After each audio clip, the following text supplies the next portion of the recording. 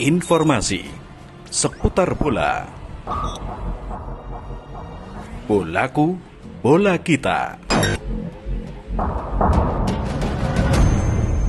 Jumpa lagi bersama kami dari manapun Anda saat ini, dimanapun Anda saat ini lebih tepatnya, yang saat ini sedang menyimak video ini. Bisa absen juga ya di kolom komentar, nanti kami akan sapa satu persatu di video selanjutnya. Bisa absen entah yang mungkin dari Bali, dari Surabaya, dari kota-kota lain gitu ya. Masih sama dengan video-video sebelumnya teman dan sahabat, kita masih akan bahas klub asal Jawa Timur yaitu Persebaya Surabaya. Tim kebanggaan arek-arek Surabaya ini sekarang sedang tertatih-tatih gitu ya untuk bisa naik atau bangkit lagi, naik di tangga klasemen Liga 1 dan sempat berada di urutan ke-8. Sayang sekali Persebaya ini harus rela digeser oleh Persita Tangerang. Kemudian ketika berada di urutan ke-9, lagi-lagi anak asuh dari Aji Santoso ini harus berbesar hati kala diturunkan lagi oleh Persis Solo ke urutan yang ke-10. Hingga saat ini Persebaya Surabaya berada di urutan ke-10 dengan sisa 6 laga lagi atau 6 game lagi.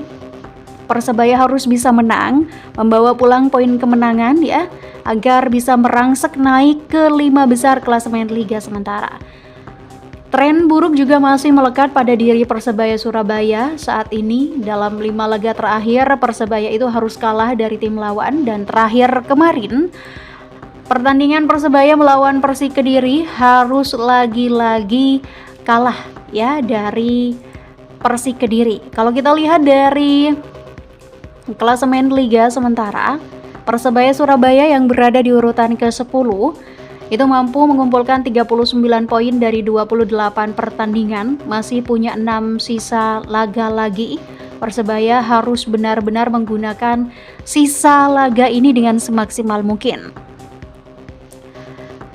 Mungkin memang tahun ini Persebaya belum bisa menjadi juara Liga 1 ya, tapi siapa tahu mungkin saja gitu musim depan Persebaya tiba-tiba bisa bawa pulang trofi kemenangan, karena nasib tidak ada yang tahu ya. Memang saat ini Persebaya masih tertatih-tatih, tapi musim depan yakin Persebaya akan juara. Sama seperti persiapan yang sudah dilakukan oleh Persebaya Surabaya hingga saat ini sudah mencapai 80% ya, 80% untuk menghadapi liga atau laga musim depan. Perombakan pemain kemudian juga transfer pemain juga sudah dilakukan oleh tim manajemen Persebaya Surabaya. 2 pemain asing dari Persebaya Surabaya juga sudah menaikkan kontrak ya dengan Persebaya dengan tetap berseragam bajul ijo hingga laga musim depan, seperti pemain asing Ze Valente ya, kemudian juga pemain-pemain lokal yang lain sudah ada yang akan terus tetap membela Persebaya Surabaya. Namun ada juga beberapa pemain lokal atau pemain dari Persebaya Surabaya itu harus hengkang dari klub bajul ijo.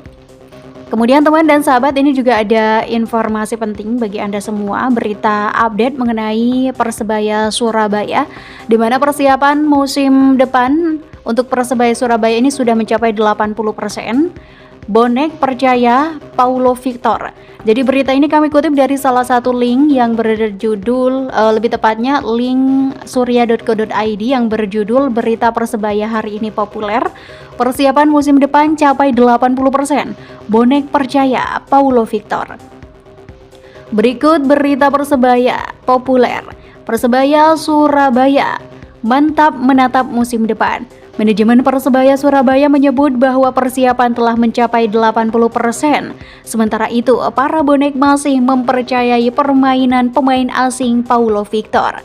Berikut berita Persebaya populer hari ini selengkapnya. Yang pertama, persiapan mencapai 80%.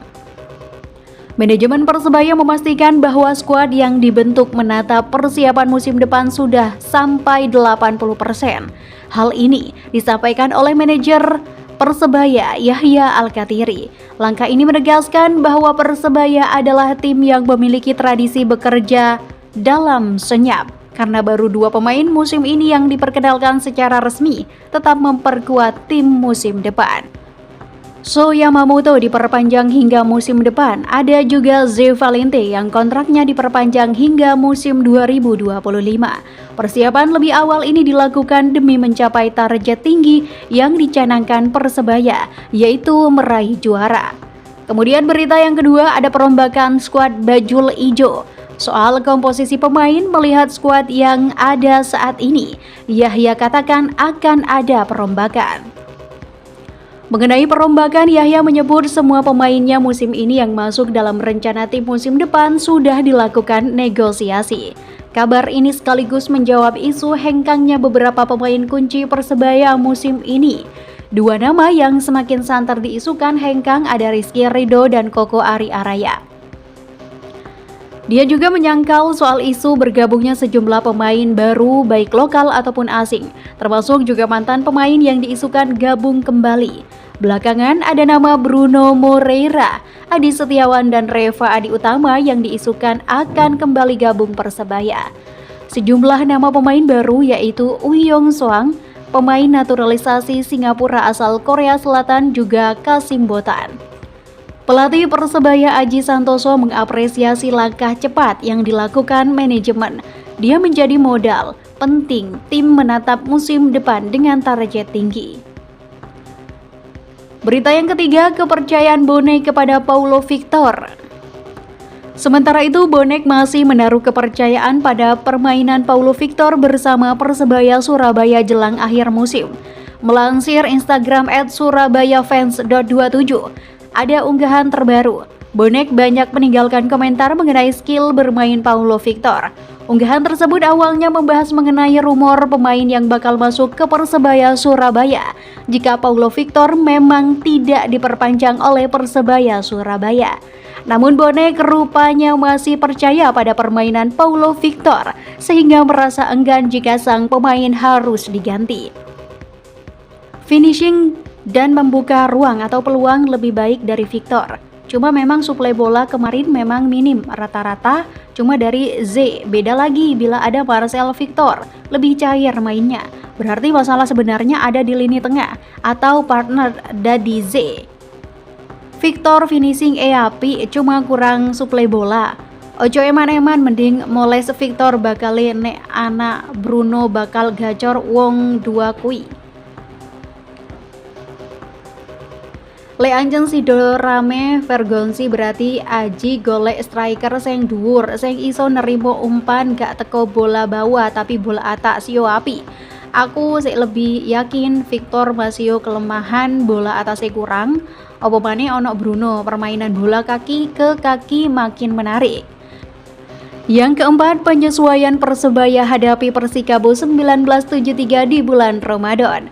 Laga Persebaya versus Persikabo 1973 akan digelar di Gelora Stadion Joko Samudro Gresik pada Sabtu 25 Maret esok.